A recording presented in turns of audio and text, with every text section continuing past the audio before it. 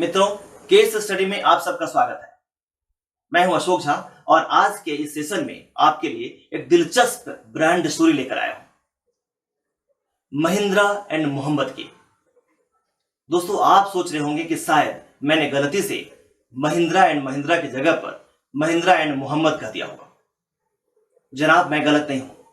वास्तविकता तो यह है कि महिंद्रा एंड महिंद्रा की शुरुआत 1945 में महिंद्रा एंड मोहम्मद के नाम से ही हुई थी, जिसकी शुरुआत जगदीश चंद्र महिंद्रा और उनके भाई कैलाश चंद्र महिंद्रा और उनके दोस्त मलिक मोहम्मद के द्वारा हुई थी। जगदीश चंद्र महिंद्रा, जिन्हें जेसी महिंद्रा के नाम से ज्यादातर लोग जानते हैं, उनका जन्म 1892 में हुआ था और उनके 2 साल बाद उनके छोटे भाई कैलाश चंद्र महिंद्रा मतलब केसी महिंद्रा का जन्म हुआ था। दुर्भाग्यवश बहुत जल्द ही उन लोगों के पिता का साया उनके सर से उठ गया था। सारी जिम्मेवारी जगदीश चंद्र महिंद्रा पे आ गई थी और जगदीश चंद्र महिंद्रा बचपन से ही जानते थे कि शिक्षा आगे बढ़ने के लिए बहुत जरूरी है। हौसला तो चाहिए, शिक्षा बहुत जरूरी है। और यही कारण था कि उन्होंने अपने सारे भाई बहनों पर शिक्षा का जोर दिया। कैलाश चंद्र महिंद्रा को उन्होंने कैम्ब्रिज विश्वविद्यालय भेजा था पढ़ने के लिए।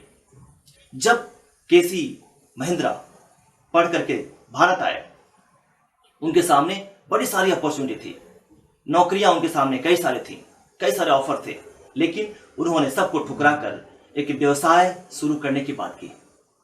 और इसमें उन्होंने अपने बड़े भाई जगदीश चंद्र महिंद्रा का साथ लिया और उनके दोस्त मलिक मोहम्मद का साथ लिया और तीनों ने मिलकर महिंद्रा एंड मोहम्मद की स्थापना की 1945 में। उनका विचार था कि स्टील इंडस्ट्री में वो आगे बढ़े, देश में नाम करें, देश की सेवा करें।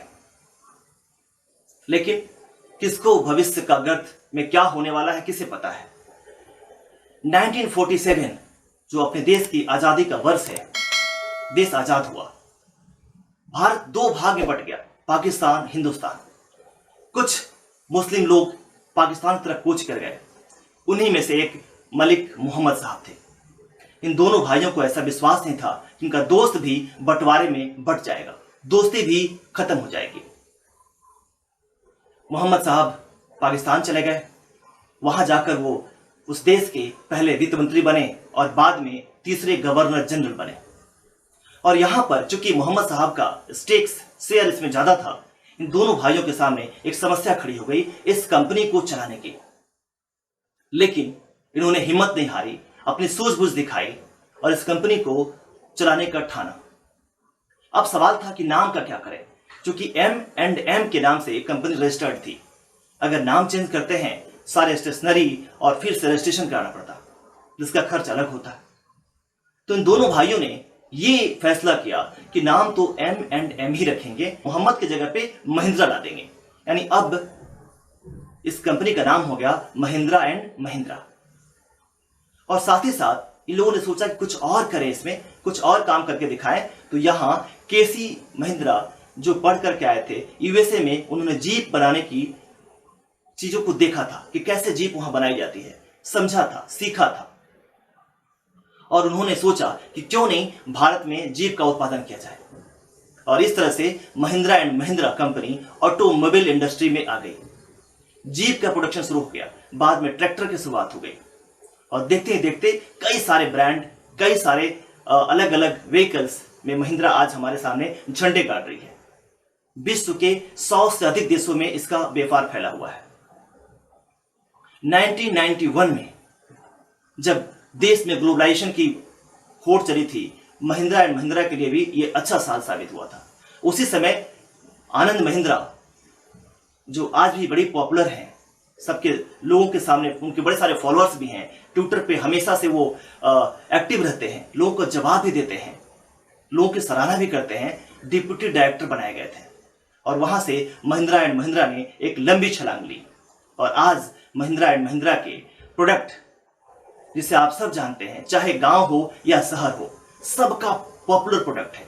चाहे वो जीप हो, बोलेरो हो, स्कॉर्पियो हो, अब थार हो, ये सब के सब, ट्रैक्टर हो, लाइट व्हीकल्स हो, हेवी व्हीकल्स हो, यहां तक कि एयर स्पेस में भी, एंटरटेनमेंट में भी ये कंपनी आगे बढ़ रही है और आनंद महिंद्रा के हाथों में ये कंपनी और मजबूत हो रही है। तो दोस्तों, ये थी महिंद्रा एंड मोहम्मद से महिंद्रा एंड महिंद्रा बनने की कहानी। आपको कैसा लगा जरूर बताइएगा। अगले सेशन में मैं लेके आऊंगा कि आखिर इनके स्ट्रैटेजी क्या है जो महिंद्रा एंड महिंद्रा को इतना ऊपर तक चाहा।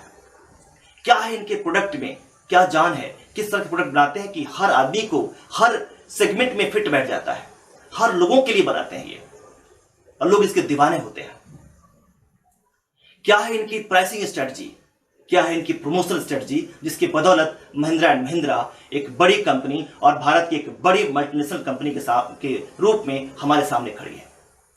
तो मिलता हूं अगले सेशन में, तब तक आप सबको नमस्कार, धन्यवाद।